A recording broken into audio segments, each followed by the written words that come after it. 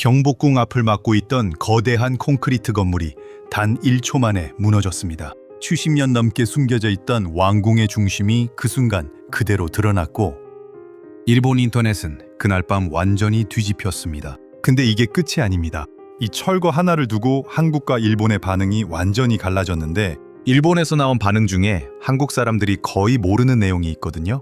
그게 뭔지 오늘 끝까지 다 풀어드립니다. 자, 먼저 사건의 배경부터 짚어볼게요. 1995년 광복 50주년을 앞두고 서울 한복판에서 역사적인 결정이 내려집니다. 바로 옛 조선 총독부 건물 해체 작업입니다. 지금은 흔적도 거의 없지만 당시만 해도 이 건물은 단순한 건물이 아니었어요. 경복궁 근정전 바로 앞 시야를 완전히 틀어막고 있던 거대한 회색 장벽이었거든요. 경복궁에 가면 정문인 광화문을 통해 근정전이 바로 보여야 하는데 이 건물이 딱 그 중심에 서 있었던 겁니다. 건물이 처음 세워진 건 1926년입니다. 일제강점기, 일본은 조선의 행정 중심지를 장악하기 위해 경복궁 전면부에 이 건물을 세웠어요. 단순히 거기 세운 게 아니라 궁궐의 중심축을 정확히 가로지르도록 배치를 했거든요. 그러니까 위에서 보면 조선의 전통 왕궁이 일본 제국주의 건물에 완전히 가려지는 구조였던 겁니다. 경복궁을 정면에서 틀어막고 있다는 시각적 구조 자체가 한국 사회에서는 식민 지배의 상징으로 점점 더 강하게 받아들여졌습니다. 자, 그럼 첫 번째 반전이 나옵니다. 광복 이후 한국 정부는 수십 년 동안 이 건물을 어떻게 할지 결정을 못 내렸어요. 이유가 뭔지 아세요? 크게 두 가지였습니다. 돈 문제, 그리고 외교 문제. 철거를 결정하면 일본과의 관계가 또다시 긴장될 수 있었고, 그렇다고 그대로 두자니 이 건물이 주는 상징적인 압박감이 너무 컸거든요. 그래서 이 건물이 어떻게 됐냐고요? 수십 년 동안 그냥 서 있었어요. 한국인들이 경복궁을 보러 가도 정면 풍경 대신 거대한 회색 건물을 먼저 봐야 했던 겁니다. 광복이 됐어도 세월이 흘러도 이 건물은 꼼짝도 않고 거기에 그대로 서 있었던 거예요. 그런데 1990년대 들어서 분위기가 확 바뀝니다. 광복 50주년이 다가오면서 한국 사회 내부에서 상징 정리 작업이 본격적으로 논의되기 시작해요. 그리고 드디어 결론이 나옵니다. 이 건물 더 이상 그대로 둘 수 없다. 이 결정을 내린 사람이 바로 당시 대통령 김영삼이었는데요. 그는 이 문제를 단순한 건물 철거 이슈가 아니라 역사 바로 세우기 프로젝트의 핵심으로 봤습니다. 자, 여기서 두 번째 반전이 나옵니다. 그것도 꽤 충격적인 내용이에요. 일본 측에서 당시 여러 형태의 의견을 비공식적으로 전달한 것으로 알려져 있습니다. 내용이 뭔지 아세요? 철거 대신 보존이나 이전을 하자.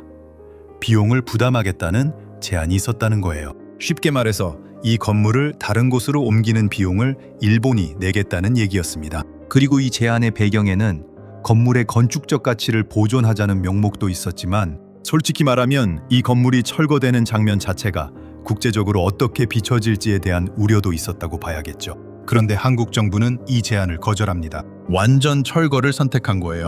이게 왜 중요하냐면요. 당시 한국은 경제적으로도 외교적으로도 일본과의 관계를 신경 쓸 수밖에 없는 상황이었거든요. 그럼에도 불구하고 이 결정을 밀어붙인 건 역사 상징을 재정의하는 것이 외교적 부담보다 더 중요하다는 판단이 있었기 때문입니다. 그리고 이 선택은 나중에 엄청난 파장을 만들어냅니다. 여기서 잠깐 여러분께 질문 하나 드릴게요. 만약 그때 일본의 제안을 받아들여서 건물을 이전, 보존했다면 지금 우리가 보는 경복궁 풍경이 존재할 수 있었을까요? 댓글에 생각 남겨주세요. 자, 이제 철거 방식 얘기를 해야 하는데 이게 또 굉장히 상징적입니다. 1995년 8월 15일 광복 50주년 기념식 당일, 바로 이날을 기점으로 철거 작업이 공식 시작됩니다. 건물에서 가장 상징적인 부분인 첨탑, 즉 돔 형태의 꼭대기 구조물부터 단계적으로 해체가 진행됐어요. 그 장면이 생방송으로 전국에 중계됐는데 첨탑이 내려오는 순간 많은 사람들이 눈물을 흘렸다고 해요. 그게 단순한 콘크리트 덩어리가 아니라 70년의 무게를 가진 무언가였으니까요. 철거 작업은 약 1년 3개월에 걸쳐 진행됐고 1996년 말에 완전히 마무리됩니다. 그리고 그 자리에서 경복궁의 원래 중심축이 그대로 드러납니다. 광화문에서 근정전까지 막힘없이 이어지는 그 풍경이 무려 70년 만에 복원된 거예요. 이제 세 번째 반전이 나옵니다. 그리고 이게 제일 흥미로운 부분이에요. 철거 이후 남은 구조물 일부가 단순히 폐기되지 않았습니다. 건물의 일부 석재와 구조물이 충남 천안에 있는 독립기념관으로 옮겨져서 지금도 전시 형태로 보존되고 있어요. 완전히 없애버린 게 아니라 이건 역사 자료다라는 형태로 위치를 재설정한 거죠. 이게 굉장히 영리한 결정이었습니다. 왜냐하면 단순 철거는 역사를 지우는 행위처럼 보일 수 있지만 독립기념관에 옮겨 전시하는 건 역사를 기억하되 그 의미를 완전히 바꾸는 행위거든요. 권력의 상징에서 반성의 자료로. 이건 꽤 수준 높은 역사 처리 방식이라는 평가를 받고 있어요. 자, 이제 가장 핵심 파트입니다. 일본의 반응인데요. 당시 일본 야후 재팬을 비롯한 주요 온라인 커뮤니티에서 이 철거 소식이 전해졌을 때 반응이 크게 세 가지 흐름으로 나뉘었습니다. 첫 번째 흐름은 단순한 놀람이에요. 한국 한가운데 그런 건물이 있었다는 사실 자체를 처음 알았다는 반응이 꽤 많았거든요. 일본 내에서도 이 건물의 존재가 널리 알려지지 않았던 거예요.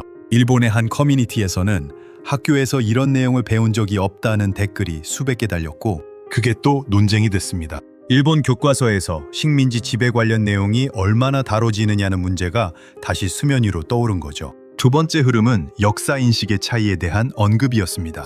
각 나라마다 역사 해석이 다른 건 어쩔 수 없다는 비교적 냉정한 시각이에요. 이 건물을 보는 시각이 양국에서 이렇게 다르다는 게 오히려 역사 교육의 현실을 보여준다. 그리고 이 댓글 밑에 달린 답글에서 그러면 일본도 더 제대로 가르쳐야 하는 거 아니냐는 반응이 또 줄줄이 달리면서 꽤 긴 논쟁으로 이어졌어요. 세 번째 흐름은 좀 더 냉소적인 반응이었습니다. 이미 오래된 건물 철거를 두고 이렇게까지 의미를 부여할 필요가 있냐는 시각이에요. 근데 재밌는 건 이 냉소적인 댓글 밑에 달린 반응들이었어요. 그러니까 일본 내에서도 이 문제를 단순히 냉소적으로 보는 시각과 역사적 의미를 인정하는 시각이 팽팽하게 갈렸습니다. 가장 많이 공유된 일본 측 반응 중에 이런 게 있었어요. 이 건물이 경복궁 바로 앞에 세워진 위치를 지도로 보고 처음으로 충격을 받았다. 우연히 그 위치에 세워진 게 아니라는 걸 알 수 있었다. 이 댓글이 야후 재팬에서 15,000개 넘는 좋아요를 받았고 일본 트위터에서도 꽤 많이 공유됐습니다. 근데 여기서 중요한 사실 하나를 짚어야 해요. 이 건물 철거 이후 경복궁 복원 사업이 본격적으로 시작됩니다. 지금 우리가 경복궁에 가서 보는 그 모습이 사실은 아주 오래된 원형이 아닐 수도 있다는 거예요. 복원 사업이 20세기 후반, 즉 1990년대 이후에 본격적으로 이루어진 거거든요. 지금 우리가 보는 경복궁의 많은 부분이 조선시대 원형을 바탕으로 하되 현대에 재건된 공간이라는 겁니다. 이걸 아는 한국인이 의외로 많지 않아요? 경복궁이 그냥 수백 년 동안 그 자리에 있었던 거라고 생각하는 분들이 많은데 실제로는 일제강점기와 광복 이후 수십 년의 방치를 거쳐 1990년대 이후 적극적인 복원으로 지금의 모습을 갖춘 거예요. 그러니까 지금 우리가 경복궁에서 느끼는 풍경은 어떤 의미에서는 우리 세대가 만들어낸 풍경이기도 합니다. 자, 그리고 여기서 더 넓은 시각으로 봐야 할 포인트가 하나 더 있습니다. 이 사건은 사실 전 세계적으로 반복되는 문제입니다. 도시 한복판에 남아있는 과거 권력의 흔적을 어떻게 다룰 것인가? 미국에서는 남북전쟁 시대 남부연합동상 철거 문제가 오랫동안 사회적 논쟁이 됐죠. 유럽에서는 식민지 시대 탐험가나 노예무역상의 동상을 철거할 것인가를 두고 지금도 논쟁이 계속되고 있어요. 영국에서는 2020년에 에드워드 콜스턴 동상이 시위대에 의해 강에 던져지는 사건이 있었는데 그게 전 세계적으로 큰 반향을 불러왔잖아요. 조선 총독부 건물 철거는 그보다 25년 앞서 이루어진 거예요.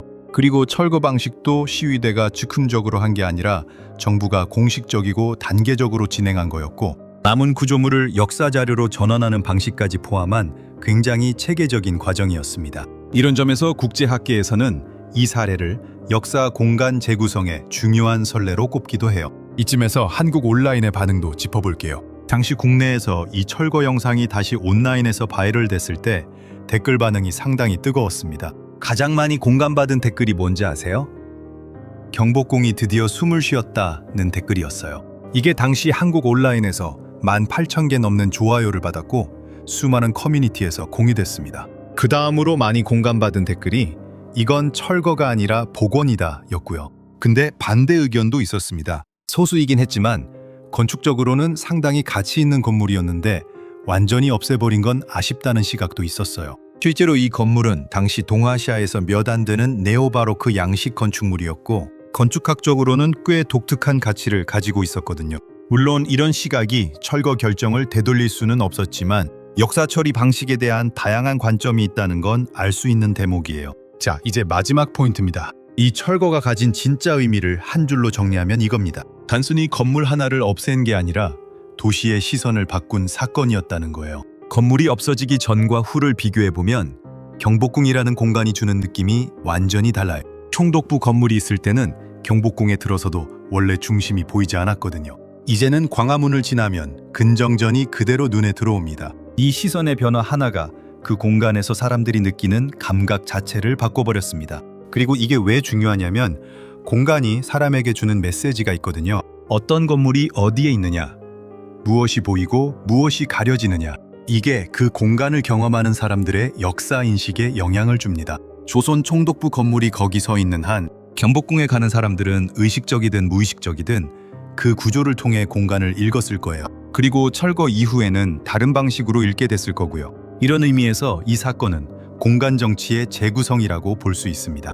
역사를 지운 게 아니라 역사를 보는 방식을 바꾼 거예요. 그래서 마지막 질문을 드리고 싶어요. 도시 한복판에 남아있는 과거 권력의 흔적, 여러분이라면 어떻게 하시겠어요? 보존해서 역사 교육의 현장으로 쓸 건지, 아니면 철거해서 원래 공간을 되살릴 건지, 정답이 없는 질문이에요. 하지만 이 질문에 어떻게 답하느냐가 그 나라와 그 사회가 역사를 어떻게 대하는지를 보여준다고 생각합니다. 오늘 영상에서 충격받은 부분이 있었다면, 그리고 이 주제에 대해 할 말이 있다면 댓글로 남겨주세요. 특히 일본의 반응 중에서 가장 인상 깊었던 부분이 뭔지 궁금합니다. 이 영상이 유익하셨다면 구독과 좋아요는 이 채널이 계속 이런 내용을 만들 수 있는 가장 큰 힘이 됩니다. 그리고 이 주제를 잘 모르는 분들한테 공유해 주시면 더 많은 사람들이 이 역사를 알 수 있을 거예요. 다음 영상에서 또 만나겠습니다.